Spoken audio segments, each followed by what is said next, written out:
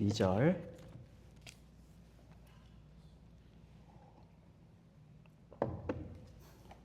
같이 한 음성으로 읽겠습니다. 시작. 만군의 여호와께서 말씀하시되 내가 일어나 그들을 쳐서 이름과 남은 자와 아들과 후손을 바벨론에서 끊으리라. 나 여호와의 말이니라. 아멘. 와, 여러분들 이사야 13장 14장 익사이링하지 않습니까? 여러분들이 유다 백성이면 여러분들은 마음에 어떤 거를 느끼겠습니까? 우린 지금 유다 백성이 아니니까 아무것도 느끼는 게 없어요. 근데 유다 백성이 되어서 여러분들 한번 느껴보셔요. 이사야는 바벨론이라는 나라를 알았을까요? 바벨론을 말하고 있으니까 알았겠죠, 목사님. 어때요? 바벨론이라는 나라가 최강대국이 되기 100년 전이에요. 하나님께서 지금 바벨론 나라가 그렇게 떠가지고 지금은 아수르가 최강대국이에요. 그래서 곧 이스라엘, 북이스라엘을 삼킬 거고요. 밑에 이스라엘도 굉장한 데미지를 받을 건데 나중에 남유다를 칠 나라는 누구죠? 아수르가 아닌 아수르를 치고 강대국이 되어서 뜨는 바벨론이 남유다를 치게 되고 이 바벨론은 최강대국이 되는데 그 시점은 100년이 지나야 되는데요. 지금 하나님은 이사야가 알지도 못하는 나라에 대한 이야기를 하고 있는 거예요. 유다 백성들이 이거를 들으면 유다 백성들은 뭘 느낄까요? 네? 아마 노아의 방주 시대 같이 비? 모르겠는데? 비라는 게 있어? 아마 그런 얼굴이 블랭크 그런 생각일까? 바벨론? 지금 우리에게 더 무서운 거는 아수르인데 아수르 이야기 좀 해주시면 좋겠는데 아마 그런 느낌을 갖고 있을 거예요. 지금 당장 먹고 살 거 힘들 거 많고요. 아수르는 당장 눈앞에 우리를 공격할 적이고 강대국이고 그런 걱정들이 막 있는데 하나님은 지금 대단히 중요한 이야기를 하고 있는데 바벨론 이야기하고 있어요. 13장부터 27장까지 무슨 이야기 하냐면요. 북이스라엘과 남유다 외의 주변 나라들, 특히 이 강대국, 이스라엘에게 위협이 될 그 사람들에 대한 심판에 대한 이야기를 하고 있어요. 그래서 13장 1절부터 쭉 지금 14장 넘어가고 중간 넘어가면서까지도 바벨론의 심판을 이야기하고 있어요. 근데 하나님께서 바벨론 심판에 대한 이야기를 하는데 정말? Really? 하나님께서 바벨론 심판을 이야기하면서 하나님께서 정말 하고 싶은 메시지가 뭘까? 여러분들 이거 보지 못하면 이사야 13장, 14장 올 때마다 여러분들 이거 그냥 스킵 건너가는 게 좋겠어. 바벨론 심판.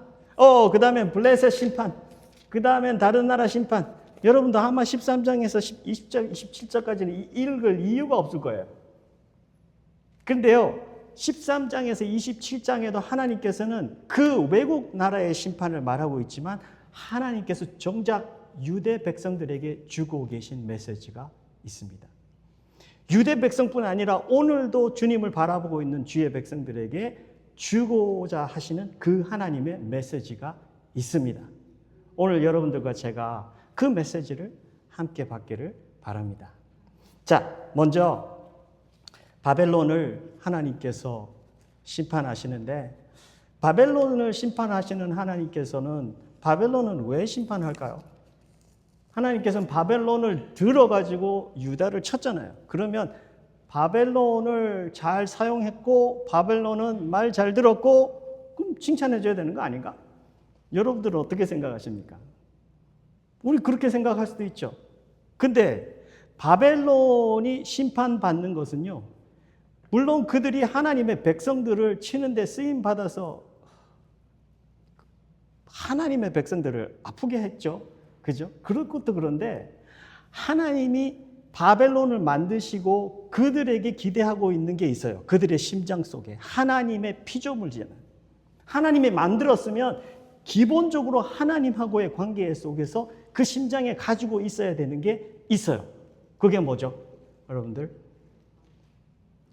인간은 하나님께서 창조할 때 인간의 심장에 보좌를 하나 만들어 놓으셨대요. 그 보좌에는 누가 앉아 있어야 되는 거죠? 하나님이 앉아 있어야 되는 거예요. 아담과 하와가 죄를 짓고 쫓겨나면서 하나님하고 나뉘어져 갖고 있는 상태부터 사람들이 태어나면 그 심장에는 누가 앉아 있죠? 내가 앉아 있어요. 주로 내가 앉아 있어요.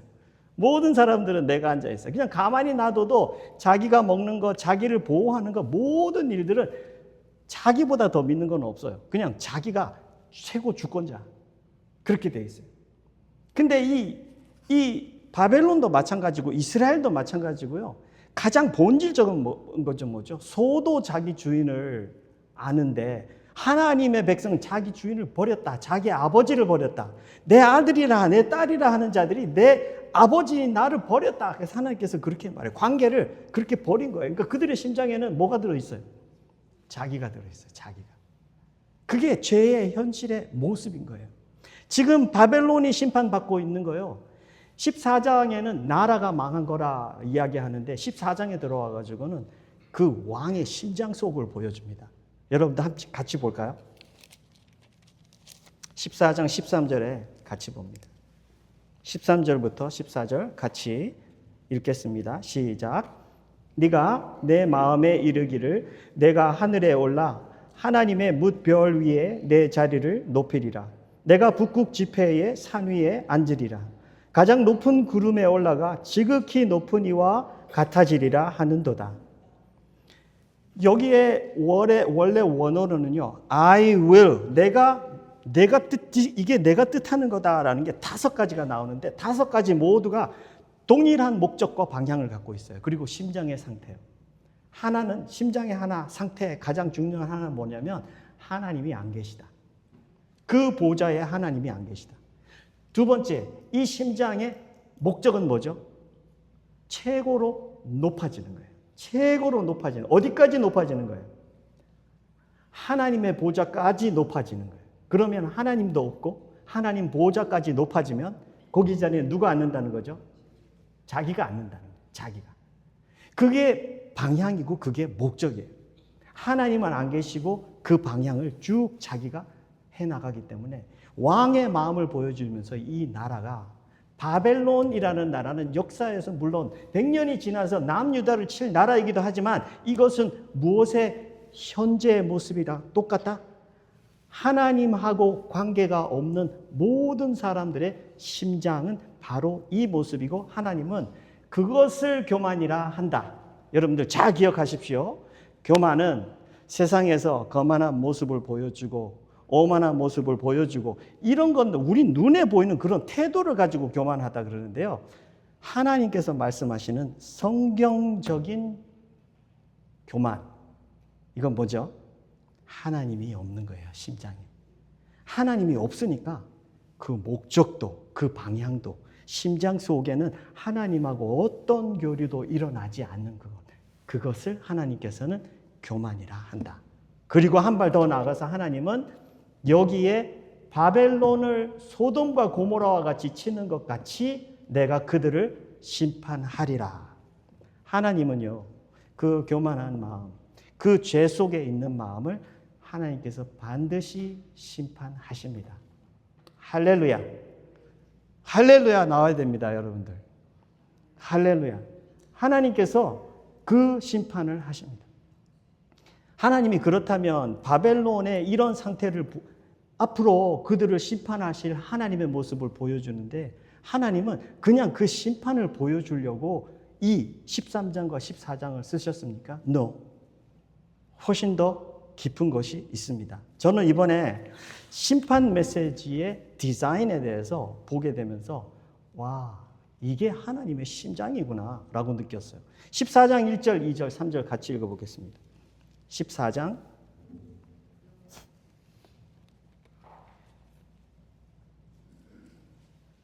심판 메시지의 내용 중심에 들어있는 13장부터 14장 중간까지 가는 바벨론 메시지의 바벨론 심판 메시지의 딱 중간에 이게 들어있습니다. 1절부터 읽겠습니다.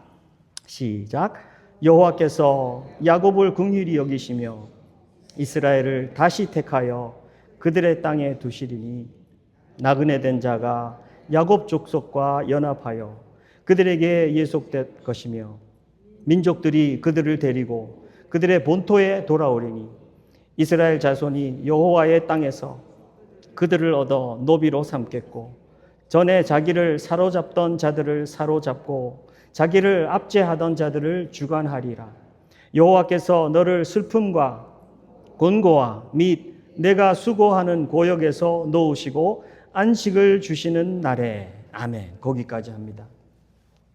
포로에서 돌아오는데 하나님께서 포로에서 돌아오는 백성들을 어떻게 하나님께서 새롭게 돌아와서 회복이 되게 하시는지를 구체적으로 쓰고 있습니다. 여러분들 이 회복은 어디에서부터 시작되는지 여기 보면요. 14장 1절에 하나씩 나옵니다. 제일 먼저 나온 동사가 뭐죠? 여호와께서 야곱을 긍휼히 여기시며. 여러분들과 제가 신앙생활 속에서 우리의 삶 속에서 회복되는 것은요. 어디에서 시작됩니까? 하나님의 긍휼히 여기시는 심장에서부터 시작이 됩니다. 여러분들 그래서 우리가 어려움과 그런 힘든 일을 당할 때에도 우리가 하나님의 그 심장을 바라보면서 감사해야 됩니다. 야고보서에 보면 여러 가지 시련을 겪을 때에도 너희들이 하나님 앞에 온전히 기뻐하라라고 그래요.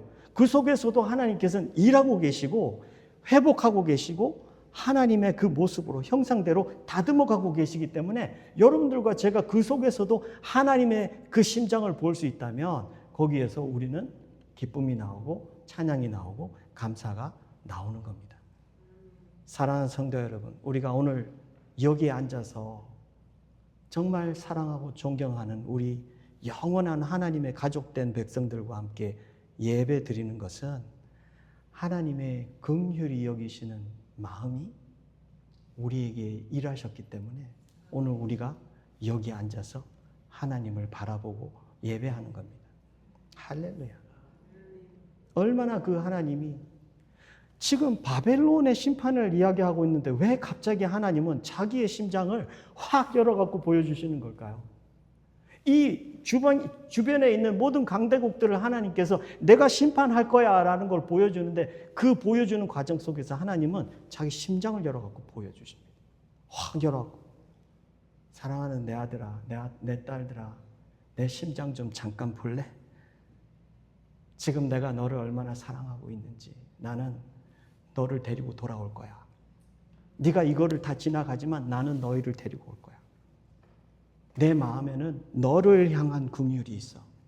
와, 지금 주변 사람들 다 맴매하고 있는데 지금 갑자기 자기 아들, 딸들에게 심장을 열어갖고 보여주면서 아들아, 딸들아, 여기 봐. 지금 니네들이 주목해야 되는 것은 아수르도 아니고 바벨론도 아니고 그 어떤 것도 아니야. 지금 내 마음을 봐. 내 마음을 보면 너는 대단한 믿음과 소망을 얻을 거야. 그리고 사랑을 느낄 거야. 그게 너로 하여금 앞으로 한 걸음 한 걸음 더 나아가게 하는 힘이 될 거야. 너가 지금 받는 북이스라엘과 남유다의 심판도 이거 붙들고 가면 너희들은 지나갈 수 있어. 너희들은 힘을 낼 수 있고 회복해 하시는 하나님을 체험할 수 있어. 하나님께서는 지금 자기 심장을 보여주십니다. 여러분들 두 번째 동사 볼까요? 야곱을 긍휼히 여기시며 이스라엘을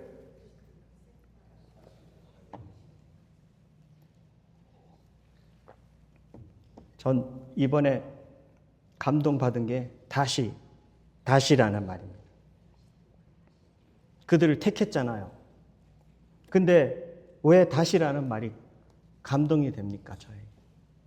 이스라엘은 다시를 하나님으로부터 다시라는 그 은혜를 받을 자격이 있나요? 소도 주인을 버리는데, 주인을 기억하는데 주의 백성인 하나님의 아들, 딸들이 하나님을 버렸어요. 하나님을 버리고 온 물질과 자기의 건강과 자기의 가족 모두를 데리고 교회 와가지고 성전에 와갖고 제사도 들고 나머지 세상에 나가갖고 뭐 했어요? 우상들 찾아다니면서 점치고 그러고 살았어요. 몸은 잠깐 여기 왔다 가지만 일주일 내내 사는 삶은 그의 심장은 우상들만 찾아다니고 우상들이 하는 말만 의지하고 그러고 사는 거예요. 제가 하나님이었으면요. 이거 뚜껑 콱 열려가지고 아무도 못 살아남았을 거예요.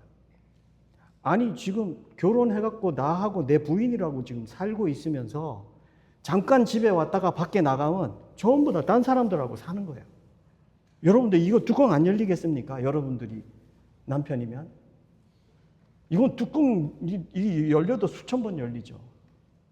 다시 택한다? 여러분들 그게 되겠습니까? 질적으로? 이거는 하나님만 하실 수 있는 그 사랑이에요. 그 언약의 사랑, 신실하신 하나님의 사랑, 변치 않으시고 끝까지 사랑하시는 사랑, 그 사랑을 갖고 계신 하나님이 이스라엘 백성들에게 내가 너희들이 지금 이런데도 앞으로 100년 후에도 저래 갖고 너네들을 잡혀갈 거야. 거기에 가서도 포로 생활할 거고 거기에 가서도 70년 동안 너희들이 힘들어할 거야. 그러나 난 너희들을 그때도 놓지 않고 다시 택하사. 여러분들 다시 택하사는요. 계속 택하시는 하나님을 보여줍니다. 계속. 전 이번에 이걸 보면서 저의 신앙생활을 다시 봤어요. 내가 잘나가지고 이렇게 신앙생활 잘하고 멋있게 잘 자라는구나. 여러분들 이 속에 교만이 들어있어요. 잘못된 생각이 들어있는 거예요. 내가 잘나고 내가 잘해갖고 내가 여기까지 왔다. 여러분들 이 생각 갖고 있는 거예요. 그런데 주님은 여기 다시 택하여를 보면서 저를 완전히 무너뜨리셨어요. 내가 너를 다시 택했기 때문에 그 국률한 마음이 끊임없이 너에게 쏟아가고 다시 계속 그 택하는 내 손이 너와 함께 있기 때문에 오늘 너의 그 은혜가 있는 거예요. 바울은 그거를 깨달았어요. 그러니까 내가 나된 것은 오직 하나님의 은혜다라고 고백을 하잖아요. 여러분들 이게 신앙생활입니다. 오늘 여러분들과 제가 오늘 내가 잘했기 때문에 내가 이 신앙생활의 자리까지 온 게 아니라 오늘도 그 경륜하신 하나님의 마음을 나를 향해서 쏟아주시고 변치 않으시고 나를 계속해서 붙들어 주시는, 택해 주시는 그 하나님 때문에 오늘 내가 있는 거예요. 여러분들 그걸 보면 나에게도 다시 볼 뿐 아니라 내 옆에 있는 주위에 있는 사람들도 다시 보여요. 하나님이 이분을 얼마나 사랑하시는지 내가 알겠다 이제. 하나님이 이분을 얼마나 사랑하면 이분을 계속 다시 붙들겠냐고요. 하나님이 그렇게 예수님의 몸을 만들어서 우리가 여기 함께 있는 거예요. 하나님께서는 여러분들과 저를 이렇게 사랑하십니다. 이 심판의 메시지 속에 가장 심장 중심에는 아버지 심장이 자기의 아들과 딸을 향하고 있는 그것을 그렇게 붙들고 있는 하나님의 심장의 모습이 있고요. 가장 큰 메시지는 뭘까요? 이거보다 더 큰 메시지가 있어요. 가장 큰 메시지. 가장 큰 메시지는요. 내가 이 주위의 모든 강대국들도 심판하는 절대 주권을 갖고 있는 존재야. 하나님이요. 하나님 자신을 보여줍니다. 여러분들 이 이스라엘 백성들에게 가장 큰 메시지가 그래서 22절에 오늘 우리 메시지 여기 가면 뭐라고 써 있죠? 만군의 여호와께서 말씀하시되 내가 일어나 그들을 쳐서 하나님이 일어나신대요. 하나님이 일어나서 그들을 쳐가지고 뭐를 끊어버린다? 지금 바벨론이 이렇게 큰 대국으로 막 흘러가고 있는데 역사가 지속되려면 계속 새로운 이름들이 태어나야 되겠죠. The new names. 자손들이 막 나야 되는데 하나님이 그 새 이름들을 다 잘라버린대요. 그러면 바벨론의 미래가 없다라는 거죠. 왜냐하면 하나님이 끊어버리는 거니까. 이거 굉장히 무서운 말이에요. 또 뭐를 끊어버리죠? 남은 자. 전장을 하고 남은 자들도요. 살아남아도 하나님께서 다 끊어버려요. 아들과 후손들, 자손들과 후손들. 하나님께서 모두 다 끊어버린대요. 세상에서 그 누구도 이 강대국을 무너뜨릴 수 없어. 아무도 감히 생각할 수도 없고 그럴 만한 힘도 없어. 그런데 하나님은 내가 일어나서 그들을 칠 거야. 사랑하는 성도 여러분, 여러분들은 무슨 메시지를 받습니까? 저는 하나님의 심장의 사랑의 메시지가 느껴지고 오늘 그 주권에 하나님이 나를 붙들고 가고 계시네. 그래서 내가 오늘 사는 거구나. 그거를 산다라고 할 수 있는 거구나. 그래서 너무너무 감사했어요. 여러분들의 삶 하루하루가 그분의 스토리고 여러분들의 삶 속에 생생하게 살아계신 오늘도 그래서 내가 호흡을 하고 오늘도 하나님을 여전히 찬양할 수 있고 오늘도 누군가에게 하나님이 진짜 살아계셔. 하나님 믿어야 진짜 사는 거야. 라는 것을 여러분들이 전할 수 있는 그런 자리에 하나님이 세워주셨어요. 너무너무 멋지지 않아요? 저는 이게 인생의 모습이다. 하나님이 우리를 그렇게 붙들어서서 그런 귀한 자리에 세워주셔갖고 이거보다 더 큰 꿈과 목적과 어떤 뭔가를 가질 수 있을까? 나 어떻게 돼? 그 어떤 세상에 좋은 꿈도요. 이거보다 좋은 거 없어요. 주님의 손에 붙들리고 주님의 사랑받고 주님의 그 무한하신 은혜 속에 살고 주님의 그 절대적인 주권 속에 붙들려서 오늘도 그분과 함께 살고 누린다. 와우. 여러분들 우리 설교 마치는데 여러분들 옆에 있는 분 보고 그러세요. 당신 정말 하나님의 복 풍성하게 받은 사람이군요. 눈 좀 보면서 이야기 좀 해줘요. 네? 네?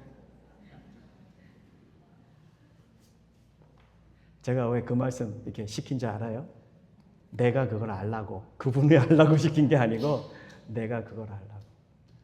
우리 교회는 참 복 받았습니다. 주님의 이런 복이 우리가 함께 있고 목회를 이제 29년 해오면서 이렇게 제가 두려워했고 그런 부분들 이렇게 돌아보면서 참 많이 부끄러웠습니다. 저는 이 이사야 말씀을 보면서 이런 하나님을 내가 모시고 이런 하나님의 말씀을 선포하고 사는데 교회가 내일 문 닫을까 그 다음날 문 닫을까 이걸 걱정하고 살았어요. 얼마나 하나님 앞에 부끄러웠던지 하나님 정말 죄송합니다. 설교 따로 삶 따로 이러고 사는 거예요. 내 믿음이 오늘 그런 하나님께 붙들려 있는데 뭐가 두렵겠습니까? 여러분들 두려워하지 말고 우리 힘차게 전진하시기 바랍니다. 하나님 허락없이면 없으면 그 어떤 것도 땅에 떨어지지 않습니다.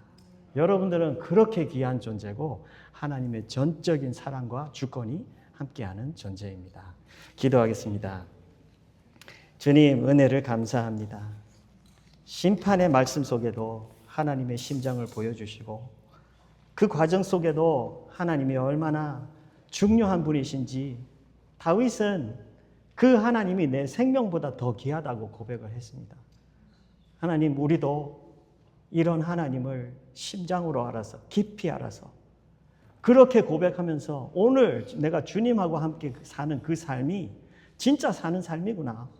하나님 정말 즐거워하고 기뻐하고 감사하면서 힘차고 당당하게 나아갈 수 있도록 우리에게 독수리 날개치며 올라감 같은 그런 힘을 더해 주시고 눈을 뜨게 하셔서 하나님 세상이 보지 못하는 그런 주님을 보면서 힘껏 살 수 있도록 하나님 성령으로 충만케 채워 주옵소서. 감사드리며 예수님 이름으로 기도하옵나이다. 아멘.